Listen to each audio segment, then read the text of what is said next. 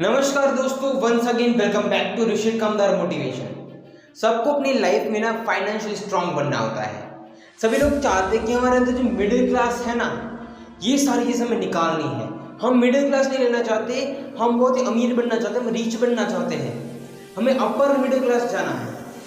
ये सबके माइंड में होता है और सभी लोग मेहनत इसीलिए करते हैं कि हमारी फैमिली में जो मिडिल क्लास नाम का जो वर्ड है ना, कि मिडिल क्लास से हम ये नहीं कर सकते, वो नहीं कर सकते, हमें वो सब कुछ करना है कि जो बहुत ही अमीर लोग करते हैं। और ये सभी लोग इनके लिए मेहनत करते हैं, पैसा सबको कमाना है। लेकिन मैं आपको पूछता हूँ कि आपको एक्चुअल में मिडिल क्लास से निकलना है, आपको बहुत ही अमीर बनना है, तो क्या कभी भी आपकी जो थॉट है, आपका जो पूरा माइंडसेट है, उसकी तरह आप कर सकते हो कि जो माइंडसेट पहले से रिच लोगों का है? क्योंकि सभी लोगों को क्या होता है कि वो लोग क्या सोचते हैं कि अगर हमारे पास पैसा है ना, तो उस चीज़ से हम क्या खरीदते हैं, हमें जो चाहिए वो। अगर हमें किसी भी चीज़ की इच्छा होती है ना कि मैं ये चीज़ खरीदनी है, तो फटाक से उस चीज़ को खरीद लेते हैं। उस चीज़ का ना ही कोई प्राइस देखते हैं और ना ही उस चीज़ का मेंटेनेंस देखते हैं कि अगर ये चीज़ बिगड़ गई ना तो इसका मेंटेनेंस कॉस्ट कितना होगा।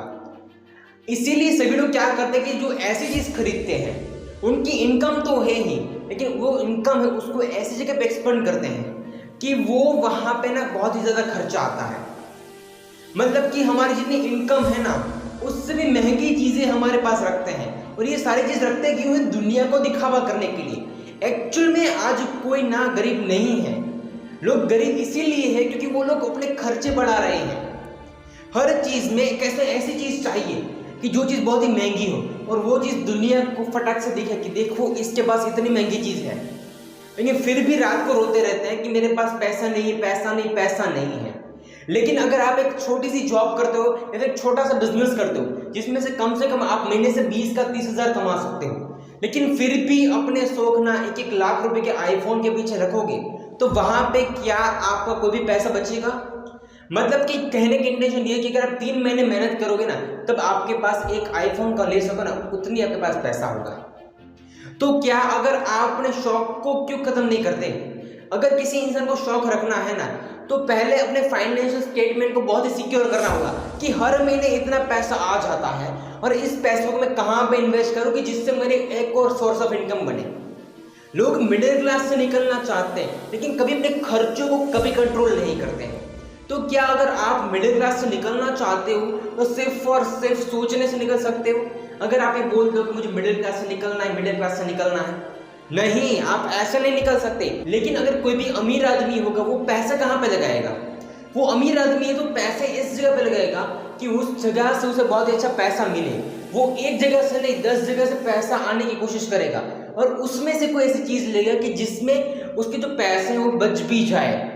अगर आप पैसा सिर्फ और सिर्फ एक जगह से कमा रहे और खर्चे 10 जगह पे कर रहे, या फिर अगर आप सिर्फ और सिर्फ छोटे से इनकम से बहुत ही बड़े खर्चे मेंटेन करोगे, तो उसमें क्या होता है कि आपकी इनकम एक जगह से, इनकम बहुत छोटी है, लेकिन अगर आपके पास फैमिली के खर्चे और कई सारे खर्चे भी है, अलग घर के खर्चे निकालो, अपनी फैमिली के लिए कुछ ना कुछ चीज़ें लेते हो, तो उसके बाद अगर आपके पास पैसा नहीं बचता है तो क्या अपने खर्चों को कंट्रोल नहीं कर सकते आप? अगर कोई इंसान पैसे कमाता है ना, पैसे कमाने से पहले ये नहीं देखता है कि उसे पैसे क्यों कमाने, कितने कमाने, किस तरीके से कमाने हैं।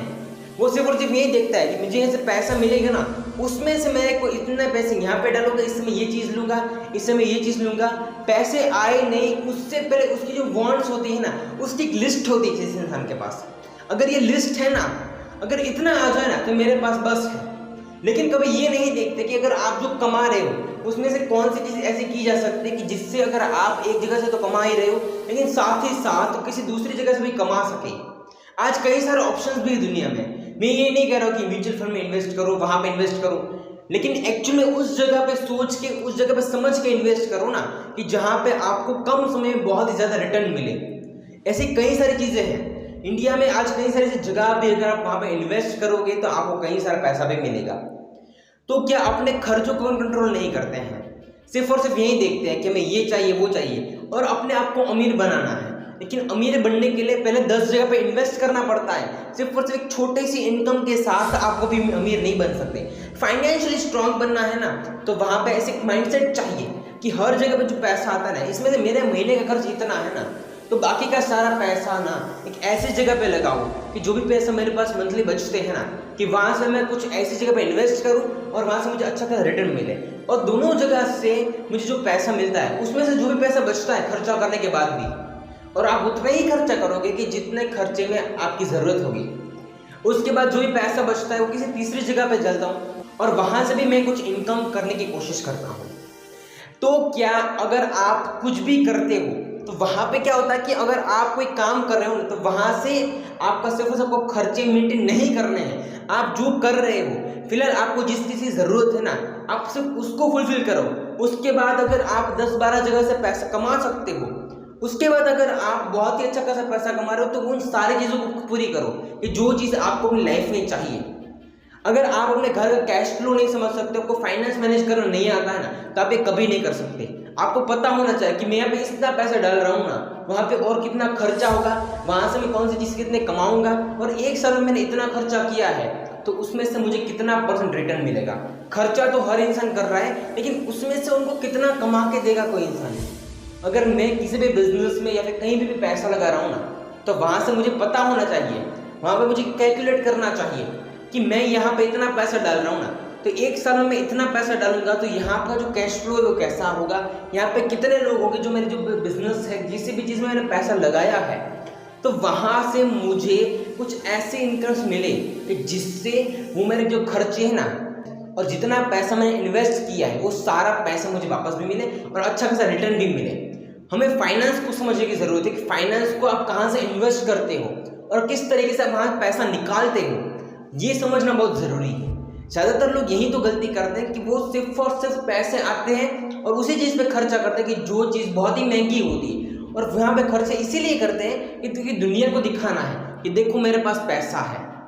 अगर आप एक दिन बाहर नहीं खाओगे ना तो चलेगा, लेकिन उसके जो पैसे बचते हैं ना, उन पैसों को आप कहाँ पे इन्वेस्ट करते हो, वहाँ से आपको कितना रिटर्न मिलता है, ये कभी सोचा है कि अगर आपकी कोई इनकम तो होगी ना इन्वेस्टमेंट से, इन्वेस्ट करते हो तो वहाँ से रिटर्न मिलेगा मिलेगा मिलेगा। इसीलिए अपने पैसों को बचाना चाहते हो ना तो ये गलत है, लेकिन पैसों को ऐसी जगह पे लगाओ कि जिससे अगर आप कोई भी काम करते हो आपको बहुत ही अच्छा प्रॉफिट मिले। और अगर आप ये मानते हो ना कि मैं बहुत ही गरीब हूँ, मैं मिडिल क्लास हूँ, तो उसे मिडिल क्लास नहीं कहते हैं। आप अपने खर्चों को कम करते हो ना, तो वहाँ से आपको पता चलता है कि मैं कौन सी जगह पे कितने गलत खर्चे कर रहा हूँ। हमारा जो एक्सपेंस है ना उसकी लिस्ट ज़्यादा होती है, इनकम की बहुत ही कम होती है। इनकम इतनी है तो एक्सपेंस इतने हैं।